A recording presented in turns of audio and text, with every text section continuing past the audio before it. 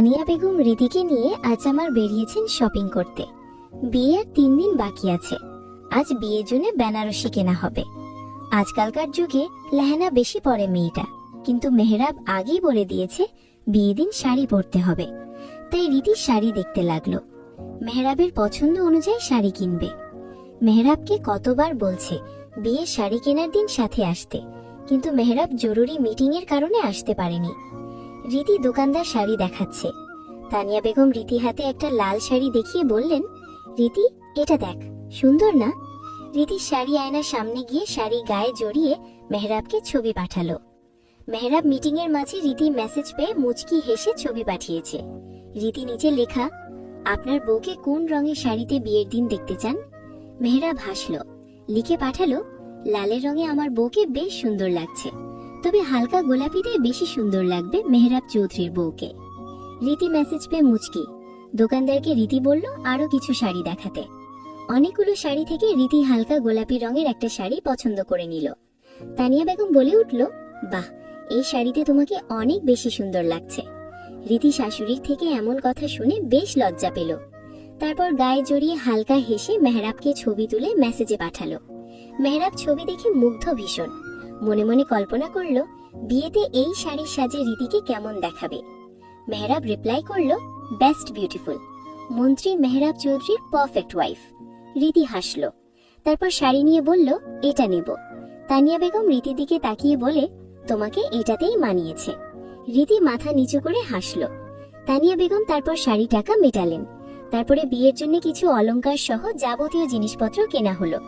আর সারা দিন রীতি শপিং করতে সময় লেগে গেছে। সারাদিন শপিং শেষ করে রীতি ক্লান্ত শরীর নিয়ে বিছানায় শুয়ে আছে। মনে মনে ভাবলো আগের রাগদই ঠিক ছিল, কোনো ঝামেলা নেই, শুধু কবুল বলা আর বিয়ে হয়ে যাওয়া। এসব বিরক্ত লাগছে। রীতি দীর্ঘশ্বাস ফেলল। তখনই মেহরাব রীতিকে কল দিল। রীতির মনে হলো সমস্ত ক্লান্তি যেন এক নিমিষেই মেহরাবের একটা কলেই হাওয়া হয়ে গেছে।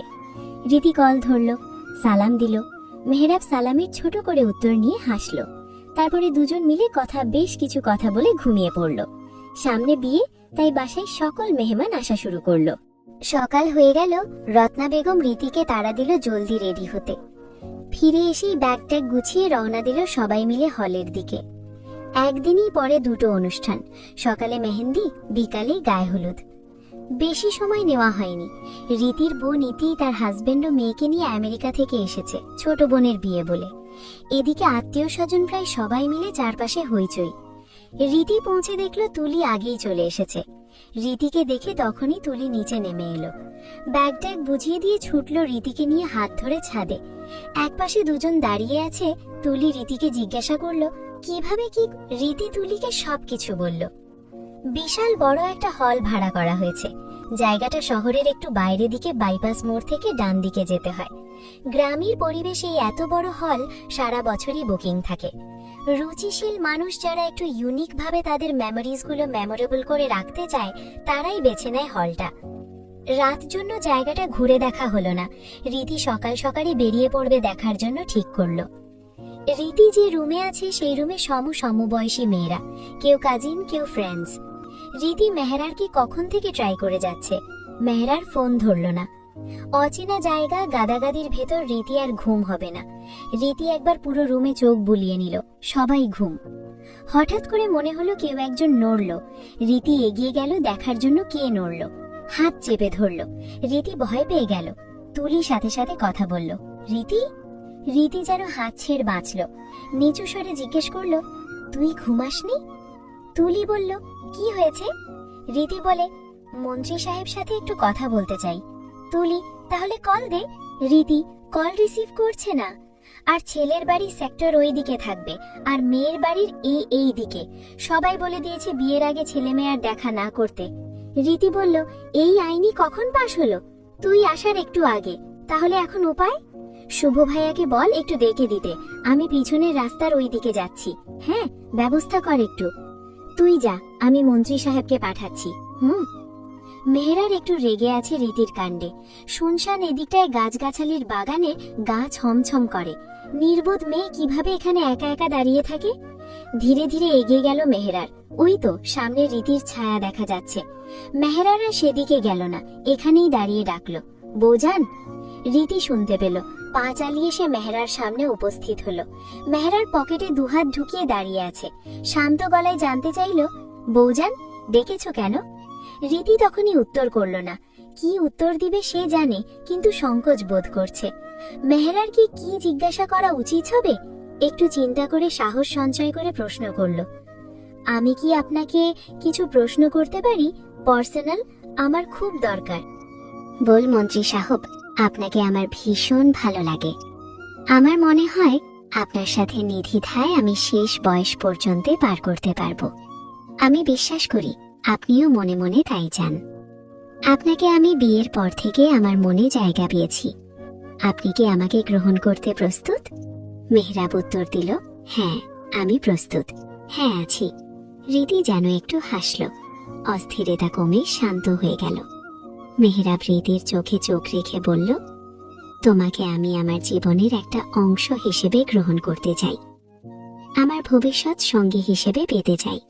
কিন্তু তোমার জায়গায় তোমাকেই ঠিকই করে নিতে হবে, আমার ঠিক পাশে। রীতি মুগ্ধ চোখে মেহরাবের দিকে তাকিয়ে রইল। এটুকুই তো সে শুনতে চেয়েছিল। মেহরাব আচমকা রীতির হাত টেনে তাকে বুকের ওপর ফেলল, কানের কাছে মুখ নিয়ে ফিসফিস করে বলল, ভালোবাসতে শেখাও, নিজের মায়ায় আবৃত করে নাও, তারপরে কপালে ছোট করে চুমু খায়। রীতি একা একা ছটফট করল। রুমে ছেড়ে বারান্দায় এসে দাঁড়ালো। লম্বা বারান্দা, এ মাথা থেকে ও মাথা দেখা যায়। কিছুক্ষণ আকাশের দিকে তাকিয়ে রইল রীতি।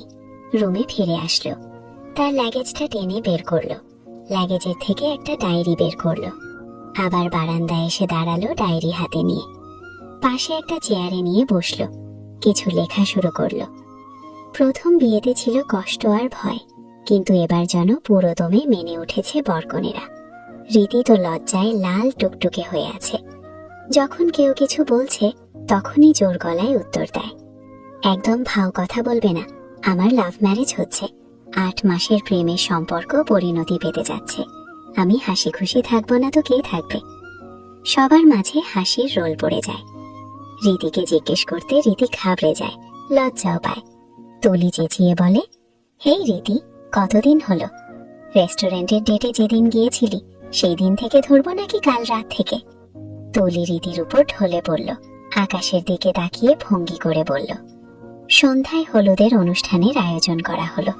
একজন মেয়ে মেহেদি পড়াচ্ছে। রীতি বলল, মেহেদি পড়াও, সুন্দর করে, আমার অনেকগুলো পিকচার নেবার আছে। মেয়েটা বললে উঠল, স্যারের নাম কোথায় লিখব? মেহরাব বলল, আমাকে দাও। মেহরাব নিজে থেকেই হাত টেনে নিল। হাতের মাঝ বরাবর মেহরাব লাভ আঁকালো। তার মাঝে টানা টানা বড় বড় হাতের লেখায় লিখল, মেহরাব প্লাস রীতি। মেয়েটা অবাক হয়ে বলল, স্যার, আপনার হাতের টান তো বেশ ভালো। মেহরাব বলল, এবার তুমি দিয়ে দাও। রীতি মুখ টিপে হাসল। মেহরাব রীতির পাশে বসে আছে। রীতি খুব কাছ থেকে মেহরাবকে দেখতে লাগলো আর ভাবতে লাগলো, এই অসাধারণ পুরুষটা তার হবে। রীতি মন যাচ্ছে এক্ষুনি চুমু খেতে একটা মেহরাবকে, কিন্তু আশেপাশে মানুষ থাকার কারণে তা আর করতে পারছে না। এ তো মায়া লাগে, মনের ভেতর এত প্রেম জাগে, এসব এতকাল কোথায় ছিল? সমস্ত আবেগ, প্রেম, অনুভূতিগুলো এই একটা মানুষের জন্যই জমা ছিল। যেই দিকে তাকাচ্ছে সেই দিকে মানুষে গিজ গিজ করছে, যার একাংশ ওর আত্মীয় স্বজনরা না, পলিটিক্যাল ফ্যামিলির ছেলে মেয়েরাও বাদ যায়নি। মন্ত্রী বিয়ে বলে কথা, বিভিন্ন এমপি মন্ত্রী যেন চারপাশ ঘিরে আছে। চারপাশে শোরগোল, দল বেঁধে ছেলে মেয়ে স্টেজে উঠে নাচানাচি করছে। মেহরাব আর রীতিকে কাপেল ডান্সের জন্য স্টেজে উঠল। রীতি নাচের মাঝে মেহরাবকে হারিয়ে ফেলল, পাশে পেল না। চোখ জোড়া নাচের তালে তালে খুঁজতে লাগলো। মেহরাবের দৃষ্টি তখন ঘুরছে নাচের তালে বউয়ের শরীরের প্রতিটা বাঁকে। ঘাড়ের উপর উষ্ণ শ্বাস ফেলে জানালো একটা কথা, ইউ উইল বি ফিনিশড রীতি। কথা ছিল ছেলেকে আলাদা জায়গায় হলুদ দেয়া হবে, মেয়েকেও আলাদাভাবে দেয়া হবে, কিন্তু দেখা যাচ্ছে মেয়ে পক্ষ না ফটো সেশনের জন্য এদিক ওদিক ছোটাছুটি করছে, আর ছেলেরা উকি দিচ্ছে। কেউ কেউ আবার পিছু লাগছে।